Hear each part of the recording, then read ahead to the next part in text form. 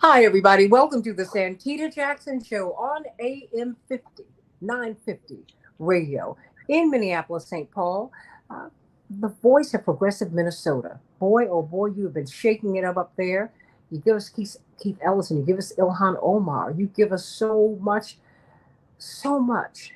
And we're thinking about the nearly 20% of those who are uncommitted in your primary. A lot of people are wondering if Michigan and Minnesota, if they're blips on the graph. I don't think so. Between the uncommitteds and the third party candidates, there's something going on out here, and we want to talk about it today on the Santita Jackson Show. But first, we're going to be talking about Julian Assange and what is happening here. Has he been offered a plea deal? Will he be out? Will he be free? Is he going to be brought back to the United States? What's going to happen? Many people who support him, um, I'm among them, uh, we're concerned for his safety, his physical safety, not just his mental safety, but his physical safety. Many people are afraid to have him moved to the United States because so many people wish him ill, those who are in power, because of what he has done. So before we get into this, the other side of this political discussion with Alex Nelson, the co-political lead of If Not Now, and from the National Conference of Black Lawyers, brilliant. Um, uh, well, he's got a book. He's an author, and he just writes so many brilliant thought pieces in so many spaces. Attorney Mark Fancher, National Conference of Black Lawyers. We're going to talk with you, the policy director from Defending Right and Dissent. Chip Gibbons, we've had you on frequently lately, but I don't mind that at all. No, I don't mind either. I don't mind either. Well, tell me. I mean, because of course we were fortunate enough to hear from you when you were in London, in the courtroom, witnessing the proceedings for Julian Assange, and now we're hearing that he might have been offered a plea deal, but then I was looking at Democracy Now, and I don't mind letting people know I watched that faithfully. His legal team said, no, we've not heard any such proffer. What's going on?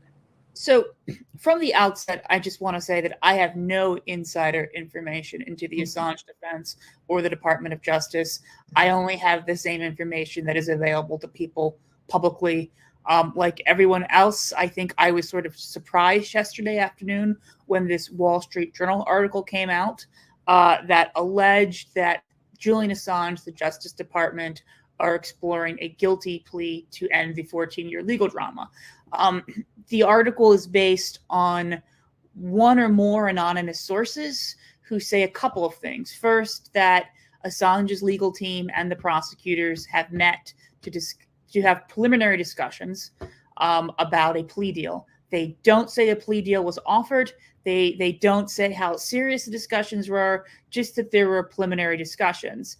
And it is worth pointing out that Barry Pollock, Assange's lawyer in the U.S., has, since the article has been published, has publicly or said as a comment, it is inappropriate for Mr. Assange's lawyers to comment on his case. That's true. Other than to say that we have been given no indication that the Department of Justice intends to resolve the case, and the U.S. is continuing with as much determination as ever to seek his extradition on all 18 charges, exposing him to 175 years in prison. And it's worth pointing out that the Biden administration, Donald Trump, and I think it was Barr at the point, brought this prosecution originally. It's an unprecedented use of the Espionage Act against a journalist and a publisher as opposed to the source. But the Biden administration and Garland have continued it, and they've had multiple opportunities to sort of back away from it.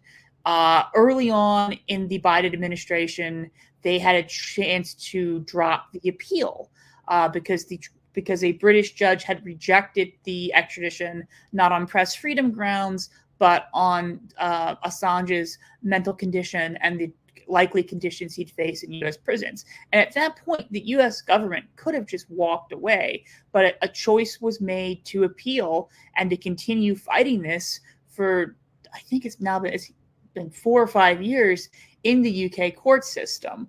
At the same time, Julian Assange has been detained in Belmarsh prison in the UK for almost 5 years.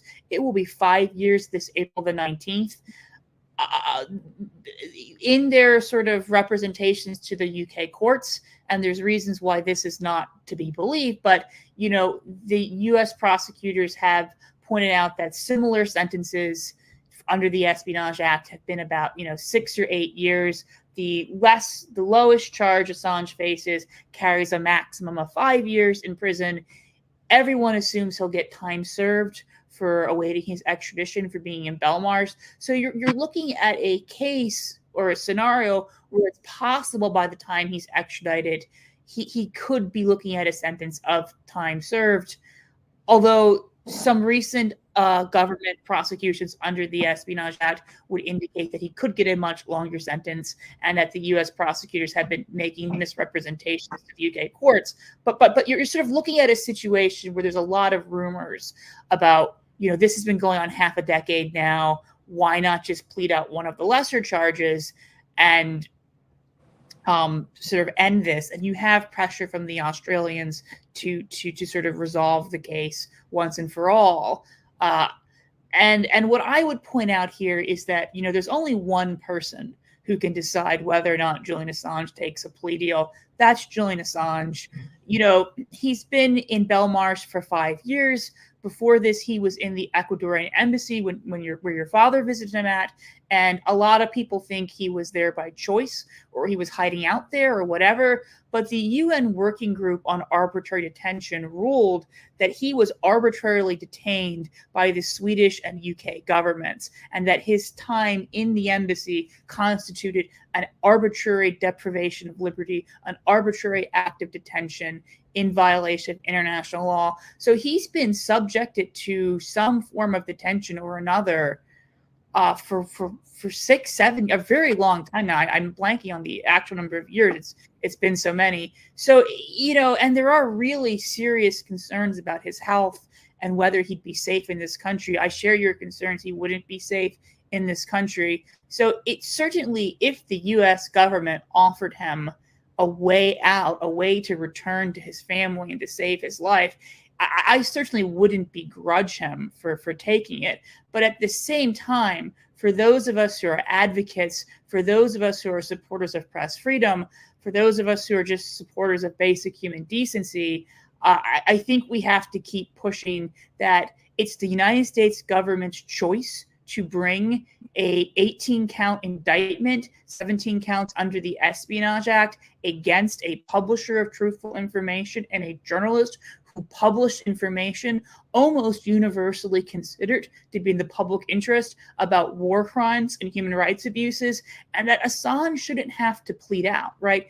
Making someone plea in this situation, even if it is the best case scenario for them, is still an incredibly coercive act by the government. And the government needs to let Julian Assange go. They need to stop coercing him. They don't need to seek out a plea deal and save face. They need to drop this charge.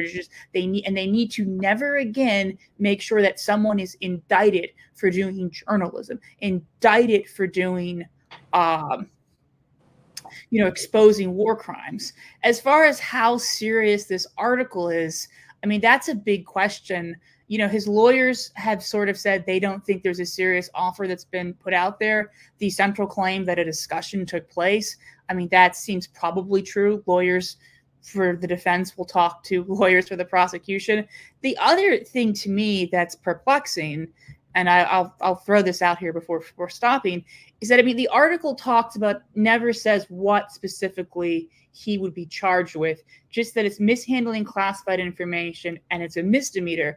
I spent 2 hours yesterday talking to other experts in First Amendment law, other experts in the Espionage Act. No one can figure out what charge this they're even referring to, because there is no misdemeanor mishandling classified information charge that applies to non-government employees or contractors. There used to be a part of the code criminal code that is frequently referred to as mishandling class information, and it was previously a misdemeanor, but Donald Trump, who always talked a big game about opposing the deep state, and then when it came time to do their bidding, always did their bidding, made it into a felony. At the same time, he extended FISA surveillance, sort of a two awful acts at one time. So there is no misdemeanor mishandling classified information statute.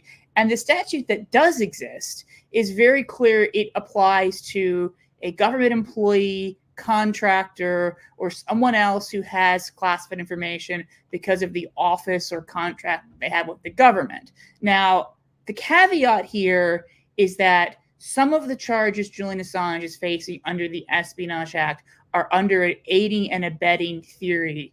They basically are charge stacking. So take, for example, one of the charges against him is that he received the Iraq rules of engagement. These are the rules for firing on enemy targets in Iraq. He received them and he wasn't authorized to receive them. That's one charge under the Espionage Act. It carries 10 years in prison. He's also charged for causing Chelsea Manning, who had lawful possession of them, to give them to him. So he's both charged with having received these documents and for the conduct of the person who allegedly gave them to him under an aiding and abetting theory.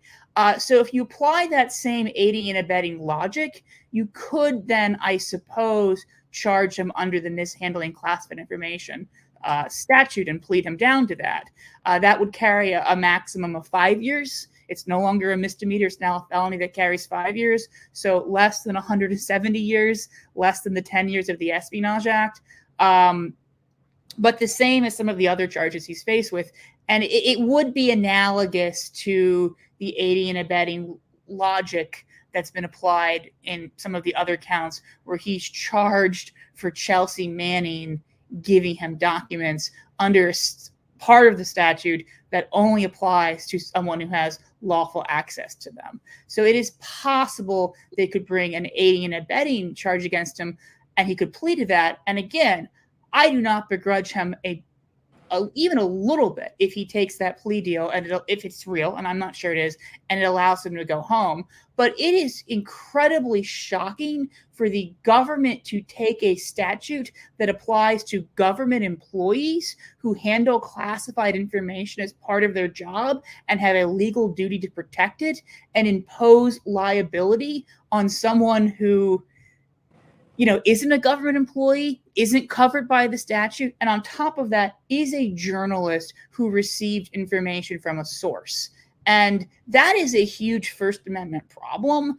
Thankfully, as a plea deal, it won't set a legal precedent in the way a Supreme Court or an appellate court ruling would, but it still opens up a very dark, dark road. And what the government should do, instead of, offering him a plea deal for the crime of journalism, for the crime of conduct that should be protected by the First Amendment, is protected by the First Amendment, they should drop this entirely. But as I've said before, if he takes this, I think most people in his situation would take this plea deal. Although, again, I don't know how serious it is. I don't know who the sources for this piece are. I don't know if there are people within the DOJ who are floating this as a trial balloon to see how mad the CIA gets. I don't know if this is someone in the DOJ who wants to get Assange and is putting this out there in hopes it sinks a deal. I don't know if they're leaking this information in hopes that it makes Julian Assange look unreasonable, like we offered you a plea deal and you didn't take it. It's not clear to me. It's not a well-reported piece, to be blunt. So I would.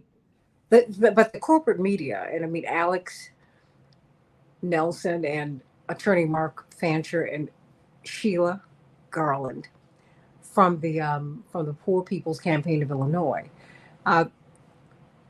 Corporate media are used for those of us who really fight for freedom and justice. They're used to warp the public's perception of you.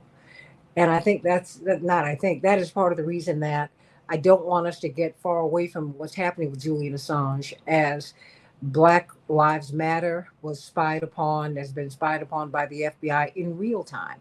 When I talk to many of my freedom fighting young people, if not now, Jewish Voice for Peace and people in the civil rights movement, as you talk about protests, you're very circumspect about what you say on the phone, about what you send an email, because you're so clear on sabotage. And it is more real today than it has ever been. And that's why I wanted Chip Gibbons with us, because we're in a time where mistrust and distrust of our institutions is at an all-time high, as well it ought to be. Yeah. And I think that so when we look at, so it is not implausible to have a ceasefire and an uncommitted campaign during the primary and have it do well in a short period of time. And you don't know what's going to happen in November. We don't. You don't know what's going to happen with Robert Kennedy. You don't know what's going to happen with Cornel West. We don't know, because people are looking at the system, Mark Fancher, and they're saying there's so much rot here. Something's got to change. This has to be redone, because this does not work. Before you go, what do you want to leave us with? I mean, I just wanted people to understand that whatever they think of Julian Assange, I think he is one of the most courageous journalists of the 21st century, but you don't have to share my opinion to be very concerned that the US government is prosecuting someone for journalism over the objection of every human rights group, every civil liberties group, and even a lot of the corporate media. The New York Times, The Guardian, El País have all said, we published the same information he's on trial for. This is the press freedom trial of the 21st century. This is someone who has been found by United Nations experts to have been tortured, to have been arbitrarily detained, to have suffered other grotesque deprivations of human rights. The United States government should not be coercing him into taking a plea. They should be dropping the charges and, quite frankly, apologizing to the world for what they've done in this case. That's while they're killing journalists in Gaza. While they're killing, yes. One journalist a day is murdered in Gaza. It's one a day, right? Almost one a day. The Palestinian Journalism Syndicate has called it a genocide of journalists. Yes, no, you cannot divorce the fact that Julian Assange's thing that put him on the government radar was the collateral murder video, which showed a U.S. Apache helicopter murdering two Reuters journalists, and that we are now trying to put him in jail. At the same time, we are funding and bankrolling the Israeli government, killing a journalist a day and doing nothing about it. Those are 100% connected, and they really cast severe doubts on Biden and Blinken running around the world talking about how important press freedom is to them, talking about how important the rules-based order is to them, talking about how important the rule of law is, when they are murdering and jailing journalists. Why does this resonate with you so profoundly, Alex Nelson, of If Not Now? This resonates so profoundly for me. And again, thank you for having me. And Chip, thank you for that wonderful assessment and breakdown of everything that's been going on in the Julian Assange case. Because it just paints a larger picture of the United States government stifling free voices. So, we were discussing Gaza, and of course, that's an issue that is incredibly near and dear to my heart, and I'm incredibly passionate about. I believe there's reporting out there that suggests that more journalists have died in Gaza since October than in the entirety of World War II, which is just a shocking statistic. Somebody might need to verify me on that, but it's just a stifling of independent and free voices, people that are drawing attention to real catastrophic human rights catastrophes and issues, and especially given the hyper acceleration, because people have been able to get out reporting in real time. You grab your phone and you show pictures of bombs dropping, and it's seen halfway around the world minutes later. So because there's an acceleration of the fact that information can get out there so quickly, there's also an acceleration of a genocidal campaign against the people that are providing that information and against those voices. And this is one of the issues driving the 2024 election campaign. I don't think that the Biden administration is really hearing people. I don't think they're really hearing people about inflation. I heard about the TENT program. The TENT program is a program sponsored by our government and other NGOs under the sponsorship of 400 plus multinational corporations that brings in workers from other countries to work on the cheap. So when you see all of these workers, Governor Abbott could put these migrants back across the border south, but no, he's dispersing them in the United States because they're going to work on the cheap. And I think we need to pull up and amplify the tent program and what it is and how we're being gamed here while we're fighting each other on the ground for crumbs. So, which leads us to election 2024. You know, Sheila Garland, it is so good to be with you from the Poor People's Campaign of Illinois. Hi, Santita. Of course, Alex E. Nelson, if not now, she's their co-lead in politics, so brilliant. And attorney Mark Fancher. I can't say enough about just his steel trap mind and his sense of history. What is it? Do you think now we see that the White House wants to go after third parties? They want to attack them. Now, mind you, they want to bring in the Reagan Democrats. They're still looking for them. They've been gone 40 plus years. Actually, they've been gone since the 60s, since the civil rights bills and all of that. They're looking to bring them in, but they want to break the spirits and break the third parties. I mean, you wouldn't have needed a third party if you'd given a lane, if you opened up some lanes so that Cornel West could run as a Democrat, so that if you're going to choose between the two parties, so that Robert Kennedy he tried to run as a Democrat. You boxed him out. You've boxed everybody out. Don't talk about Putin, please. So I want to go around the this panel. Do you think that, and I want to find out from you, do you think that the uncommitted vote, that third party candidacies are being taken as seriously? And do you think that they'll be tamped out?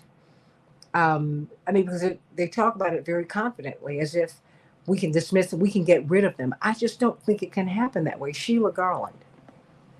Hey, Santita, that's a really good, that's a loaded question. I want to say, something just in the backdrop. We were talking about the duplicity and the actions of the United States internationally, and what we should be aware of. But I also want to bring it back domestically.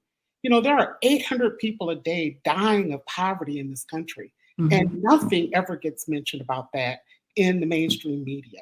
So we know what the role of media is in terms of shaping and forming what we think through their propaganda.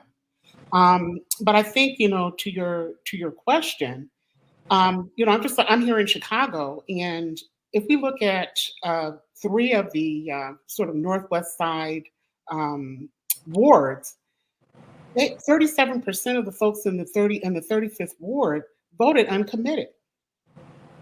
So, I think that, to your question, I think is there something that the Democratic Party should be worried about? I mean, I think if we go back and look at the history, the role of the Democratic Party, and what role they've sort of played with the working class in this country, these uncommitted votes, I think, represent something potentially deeper that could lay the foundation, if you look at the history of this country, for a potential, third party that would grow up from the mass movements that are potentially forming around the Poor People's Campaign, where we're talking about uniting the very bottom of society. People who need change are the folks that are going to fight. And it's very difficult to continue to ignore the fact that poverty is the 4th leading cause of death in this country, and that poor and low income voters are being discounted. And I understand all the rhetoric around how, what's happening with the uncommitted vote, but I think it is representative of a kind of political development on the part of people, and well, maybe not political, maybe a social development on what's happening, or a consciousness about what's happening in the country, and how just the imbalance is so stark, is becoming so stark.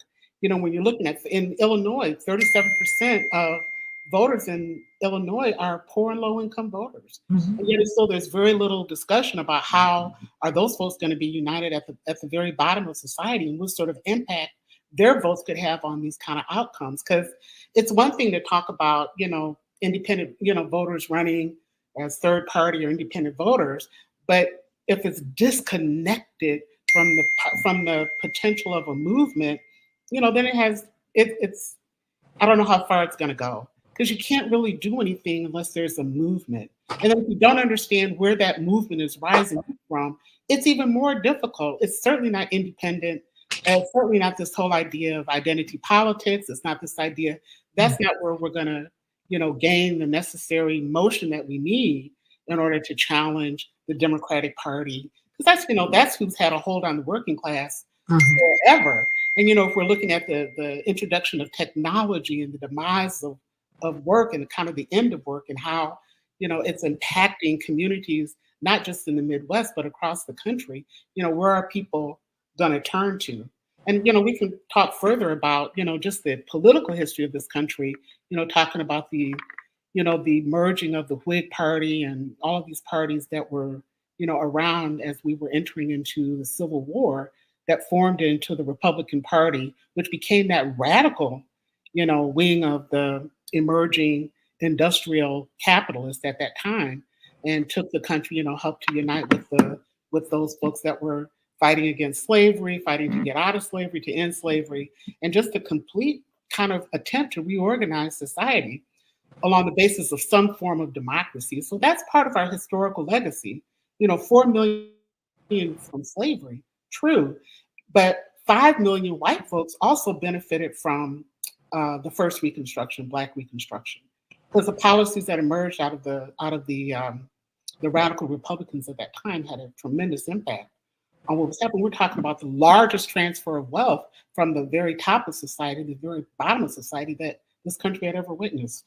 And so there are those of us in the campaign, Reverend Barbara and others, are talking about the need for a third Reconstruction. That we are in a stage where we have to talk about really reorganizing the society from the bottom up. And politically organizing the poor. Yeah. Because that was, that really is what we were doing. That's been Reverend's work, right? And then formally did that. He did that during his presidential campaign because he did not go after the wealthy.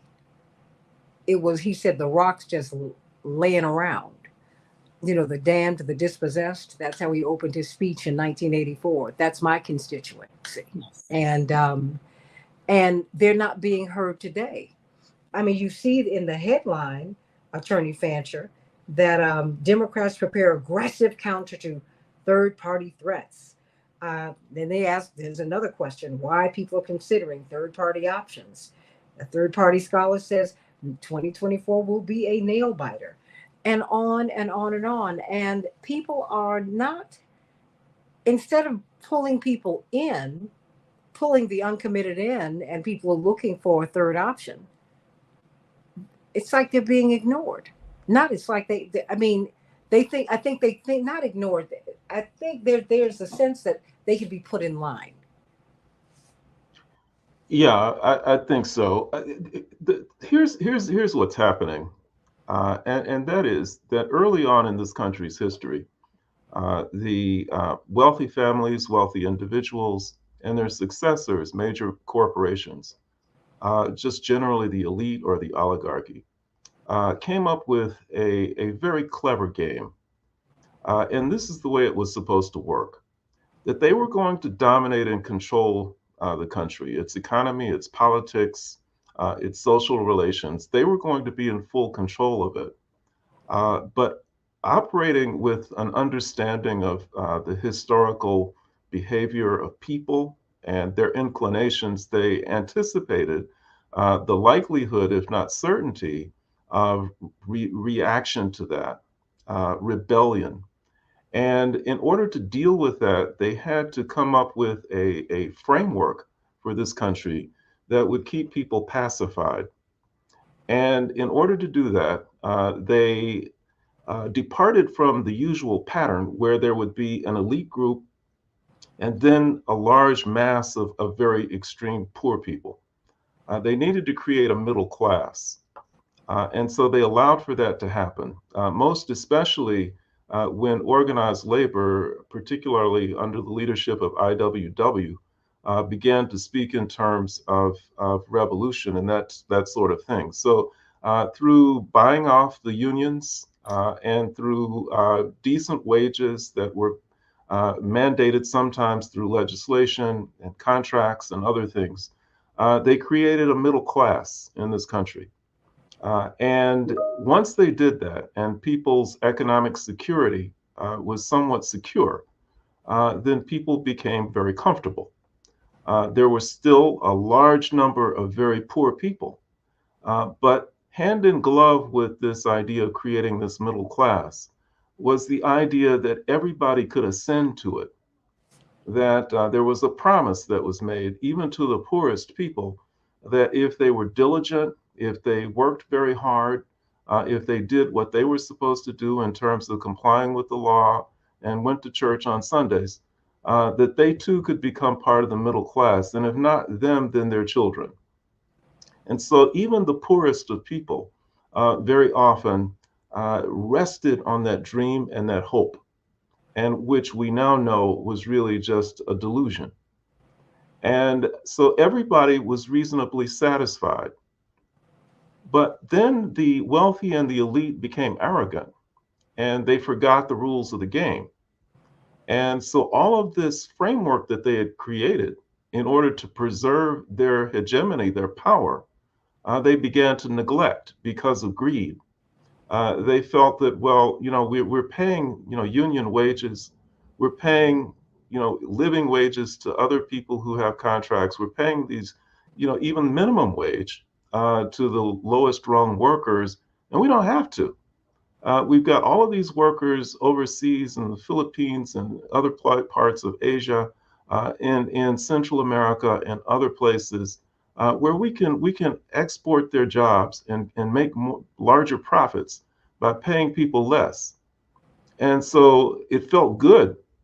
They were able to make lots of money doing that. And so once they saw that money coming in and their profits increasing, they got greedier and said, well, let's do this wholesale. And so entire industries began to be offshored, and you left a large mass of people in this country completely insecure economically and otherwise. And once that happened, then they became discontented. All of a sudden, the illusion or the delusion, which had sustained so many, began to fall away, and they began to see the reality of what their situation was. The big question was, how did they deal with it? How did they manage it? How did they cope with it? And for far too many in this country, they became the victims of demagoguery. When Donald Trump and the others who sought to exploit their pain came and began to misdirect them, to give them an analysis that was faulty about the source of their pain, the cause of it. And they began to blame it on scapegoats, whether it was brown people coming across the border or whether it was so-called woke people or whatever. They came up with all kinds of boogeymen that were the cause of these people's pain. And far too many took that bait. They went with it, and they're still running around confused now. But then there are still a number of other people who are not part of that, and they understand what really happened here, at least intuitively, if not consciously. They know that something is wrong, and they know that both the Democratic Party and the Republican Party, which were part of this original plan to keep people pacified, to create for them the illusion of the opportunity for democracy, to create the illusion that they had political choices. When they realized that both of those parties were part of the game, then they began to question and challenge them too. And so you really tip the balance. You uncork the bottle when you throw in a genocide in Gaza, and you begin to see the party that's supposed to be concerned about people as the primary architect of this genocide, and not only not doing anything about it, but throwing gasoline on the flames and making it worse. And people become even more clear in their thinking. They become even more conscious. So I think that what you're seeing is something more than people who are temporarily dissatisfied with what the two parties are currently doing. And I don't know that they are necessarily operating with the objective of trying to bring one or both of these parties back into line. What I think we're seeing is a permanent rejection of the game that's been run on the people for a very long time, a rising level of consciousness, which cannot be reversed. I think that this is ongoing and it's permanent.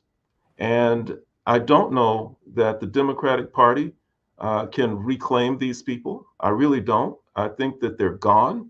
I think that their objective right now is some form of revolution. They may not use that word. They may not be consciously organizing in that way, but they're rejecting the entire thing because they've seen it for what it is. And to the extent that we see the Democratic Party saying that they're going to try and bully these people back, I think that's a reflection of their awareness of exactly the same thing. That they know that these people cannot be persuaded back into the fold. And so at this point, they have to resort to the only alternative that they have, which is to try and intimidate them back into line. Alex Nelson, it seems like that's got you, all of these points have you quite pensive.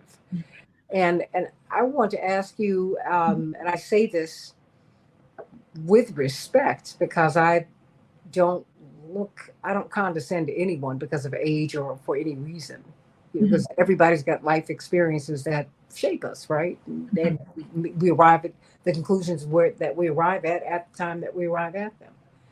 But as I talk to young people, as I speak to people from If Not Now, so many of you are so young. As I speak to younger activists of every conceivable background and younger voters and younger Americans, young people everywhere all around the world, you have a fundamentally different view.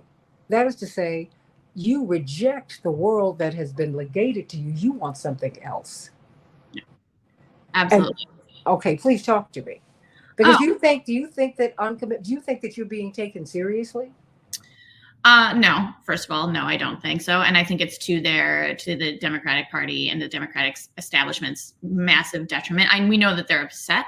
We know that they don't like the uncommitted vote, but there still seems to be no reporting that there's any actual reconciling with what it means and how to reverse course. But I will say, since you and I last chatted a couple weeks ago, I have knocked on hundreds of doors. I have made hundreds of phone calls. We have we're on just the other side of Illinois' Democratic primary. And I maintain, and I think I said this to you last time, and I'm even more firm in this now, that Joe Biden's primary opponent is the couch. That is the third party that he needs to contend with. People are uninspired. They are depressed. They are overworked. They are exhausted. And they just don't feel any interest in engaging with the system. They don't feel any interest whatsoever in getting out and voting for Joe Biden. We had a massive uncommitted vote. In these times reported that over 40,000 voters in Chicago voted uncommitted, and we're still counting write-in ballots. So those numbers are expected to go up significantly. We're looking at over 100,000 people in the state of Illinois overall. That's a massive, massive uncommitted vote. Reconcile that with also, but the overall turnout was depressed and lower than it's been in primaries past. That overall fewer people turned out because fewer people just don't care. And Joe Biden and the Democratic Party are not inspiring people to care. And so that is, I think, the mountain that they need to overcome. And I think that one of the things that they're losing when they lose these uncommitted voters is they're losing people that are willing to engage in this with the system, and in a different world would be activating low, voters that maybe only turn out once every handful of cycles. So you're turning away your most enthusiastic core. You are not just that they're not happy. It's not just that the administration isn't progressive enough or isn't moving fast enough. It's that they're actively committing genocide with our American tax dollars, which, as Sheila said, we've got 1 in 8 people in poverty or dying from poverty. It's the leading cause of death in America right now. Like, these are catastrophic figures. And it just gives people such an overall sense of disgust. And so you can splash headlines that say Donald Trump said this repugnant thing or, did this horrible thing. But when their lived realities is that life is more expensive than it's ever been, the cost of groceries is more expensive than it's ever been, housing is more expensive than it's ever been, and you see this horrifying military campaign abroad, it just creates a sense of why bother, why care? Joe Biden is not my guy. So do you think, are these people retrievable at this point? Do you think, Alex? Oh, wow. Well, I think you just said a whole lot right there.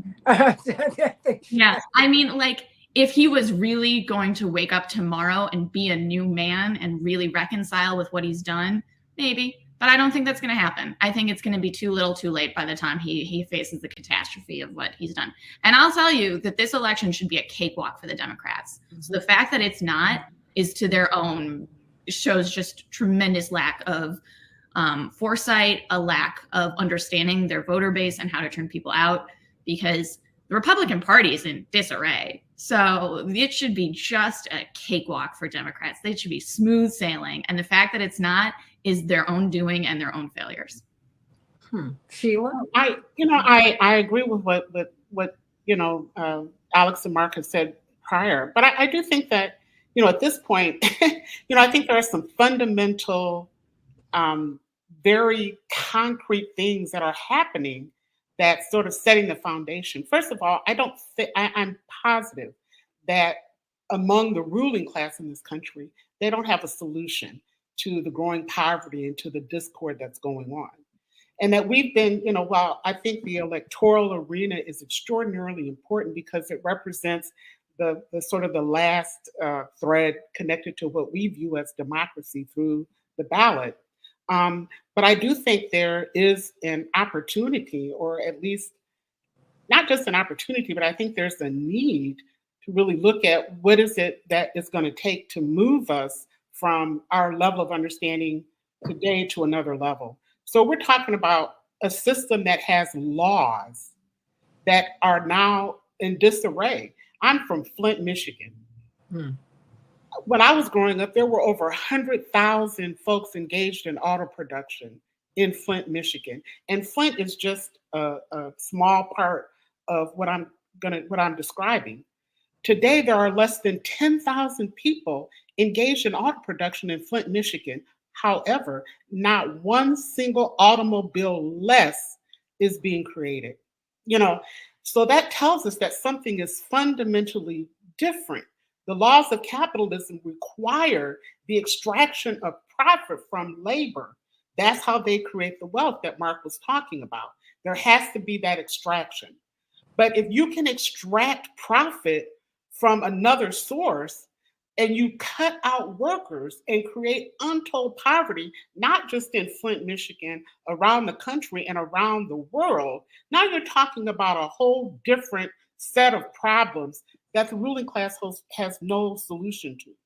There is no solution because they have to use this technology in order to continue to create the profit that Mark was talking about, right?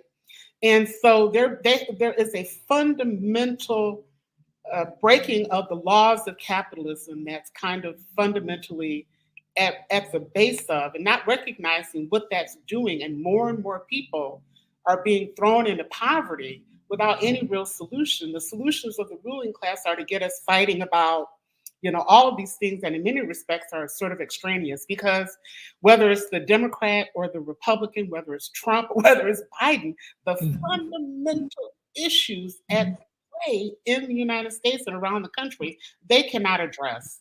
They have no solution. So that means that the solution is going to have to come from our understanding and our ability to organize in these arenas. I do want to say that historically, there's always been, this goes to the Civil War, during the, after the Depression leading up to World War II and the great, the development, the emergence of the sort of great society, the civil rights. There's always been a section of the ruling class that has aligned itself with the demands of a movement, right? And so we're seeing that in the Democratic Party, because I think the Democratic Party is also in distress. And what is this progressive wing going to actually be able to do? Are they going to be able to do something different? Are they going to be able to form some kind of separate independent movement that workers can kind of align to as we march toward, as Mark was saying, some form of, revolution or some way to sort of to change what's happening in this whole process? So I don't know, but I think the Democratic Party is the place to kind of watch because, as Alex said, the Republican Party is in total disarray. And I don't think that there's any way, but because of the historical political ties that the Democratic Party has had with the working class through the labor unions, that our unfortunately our labor movement is tied to the Democratic Party in a way that's that has historical roots. But you know what, Sheila, I'm wondering how much longer that's going to last. Exactly, and that's that's the point that I'm getting to. Yeah, because honestly, I see people saying it's a bipartisan betrayal. Not only is it, I mean, that's not original to me. My brother in Congress, who's in Congress now, called it that. Yeah, because it's people looking at the major parties, they're looking around and they're saying this doesn't work. Yeah. I don't think that the oligarchy is hearing people, which is why we're here today. They're not, because the answers are there. They just don't like what they would have to do, which is, I cannot have Jeff Bezos be on track for becoming a trillionaire while I'm poorer than ever. You can't continue to tell me that the economy is getting better when I'm paying almost $10 for a dozen eggs. That's not working for me. Yeah, and I think that's their fundamental problem because, when you have... They're chilling for the oligarchs. It's chilling for the oligarchs, but also, listen, you're talking about AI. AI has the capacity to create... they're saying, they're salivating. I was reading the Council on Foreign Affairs. They are so worried about who's going to control AI that they're going to be willing to start a war with China. And they're setting us up for this. Who's going to control how this AI is going to work? We're talking anywhere from, they're throwing out figures, 18 trillion to $24 trillion of wealth can be created just through AI. Germany produces $4 trillion. Their entire GNP is $4 trillion. It's just untold amount of money. So but at the World Economic Forum, they're talking about useless people. Exactly. They eat cornflakes. They don't even plan for us to be here. You got Prince William talking while the British public, with their bad teeth, are paying for him to live. He's saying, I'm serious. I know. They're walking around. He's saying, you shouldn't have so many children. Are you for real? Well, you and Kate have 3. Your health system won't pay for the 3rd child. You got to pay for the 3rd child if you're going to go and have the baby at the hospital. I only have about 4 more minutes here, and I know you and Mark, Alex, have hard outs. And Sheila, you're going to be with me in the next hour. We're going to continue to parse this out because I think this is a real issue, and we're coming into this convention, Alex, here in Chicago, and I don't know if these folks know. I keep trying to tell people to come, and I'm like, no, honey, the real action is not going to be at the United Center. It's going to be outside. Alex.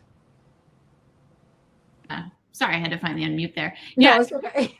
You're 100% correct. The real action is going to be outside. I think that the Democratic Party has sort of backed themselves into a little bit of a corner. They wanted to come to Chicago for the DNC because they saw that we had a massively successful progressive municipal election, and they thought, this is great. This is the Midwest. Illinois has got J.B. Pritzker. It's got Brandon Johnson. Let's go. And then all of a sudden they have to reconcile the fact that having this really progressive city also means you've got a highly energized, highly organized base of people, young and old, who are ready to hit the streets, ready to march, ready to demonstrate, ready to make sure their voices are heard, and ready to disrupt the DNC and make sure that folks know it's not business as usual. I know that there was already a disruption at City Council, I think either earlier this week or late last, where someone was protesting, doesn't want the DNC here even. I don't know where they would go, though. If they go to Atlanta, you've got the Stop Cop City protesters. So I don't know what options they've got in front of them. I think no matter where in the country they end up, they're going to be subject to a lot of really, really angry folks who are gearing up to make sure that Joe Biden and the people he's surrounded himself with understand that they have made some catastrophic missteps. We are talking about human lives that are being lost. And that's not a joke. That's not a game. And he needs to understand that these are real people. These are real human beings. And this is a matter of moral urgency to correct course. So, and they're being lost in the United States and abroad. Yeah. Everywhere you go. No one should be dying of poverty here. Yeah. But it's happening every day while they're cutting checks for all of these other countries, and they're playing all these games. You're shifting poor people who are being driven to the United States because of our mischief overseas, and that's why I said, wait a minute, this man's not taking them back south across the border. He's dispersing them around the country so they can get all the jobs that are out here and the jobs that are not paying much. Yeah, see, I don't believe that that Biden or anybody else in the elite is surprised by any of this. I think that they have always known that this day was coming. It's a day of reckoning. And I think that they are shifting into war mode. I think that unfortunately there are too many of us who still harbor the belief that maybe we can get through to them, that we can persuade them, that we can, somehow cause them to reform themselves. That's not what this is about. This is about war at this point. And if we don't believe how cold-blooded they can be, all we have to do is look at Gaza. They're willing to go and wipe out, hundreds of thousands of people, if necessary, in order to clear the way for them to build some new resorts.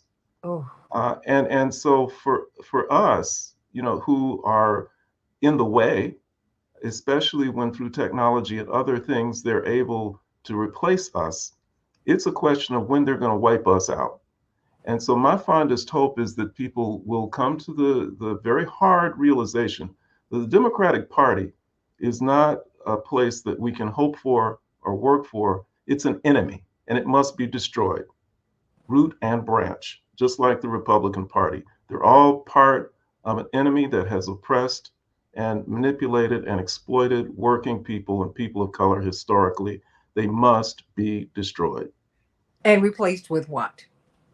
Something that the people create, whatever it is that they believe is going to bring about the ideals that the oligarchy has lied about all of these years, whether it's democracy, whether it's freedom, whether it's economic justice, all of the things that we always talk about and that we aspire to.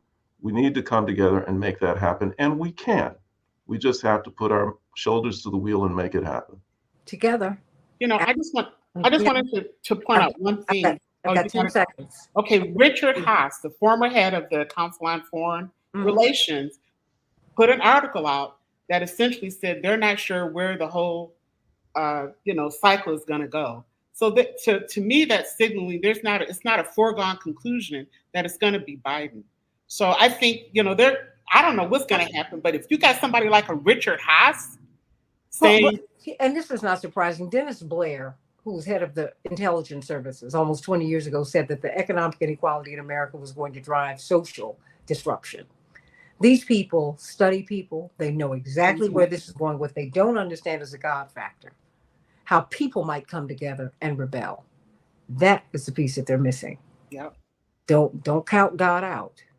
God still reigns supreme. Yeah, y'all, I said it. And I'm unashamed of the gospel. Amen. Stay tuned for the second half of the Santita Jackson Show. I don't care how you approach God, Alex. You're Jewish. I don't care. I'm Christian. I don't care. However you get there, that's where we're going. Yeah. And we're going to establish God's will on earth. We're going to do it together. There you go. Amen. Hallelujah and amen. Boom. Love you all. Thank you so much for having me, Santita. It was great to be back with you. Oh, girl, you're home here.